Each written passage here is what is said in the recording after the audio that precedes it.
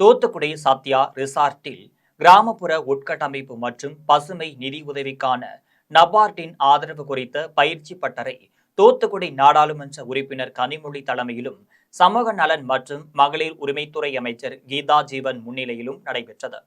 நிகழ்ச்சியில் நாடாளுமன்ற உறுப்பினர் கனிமொழி பேசினார். அப்போது, இன்று உங்களுக்கு வழங்கப்பட்ட பயிற்சியில் நான் கலந்து கொண்ட பின்னர் நபார்டு எந்த அளவிற்கு நாட்டின் வளர்ச்சியில் தன்னை ஈடுபடுத்திக் கொண்டிருக்கிறது என்பதை மிக தெளிவாக புரிந்து கொள்ள முடிந்தது என்றும், பல்வேறு முயற்சிகளுக்கு உறுதுணையாக இருப்பது குறித்து காணொலி காட்சி வாயிலாக அறிந்து கொண்டேன் என்றும் கனிமொழி தெரிவித்தார்.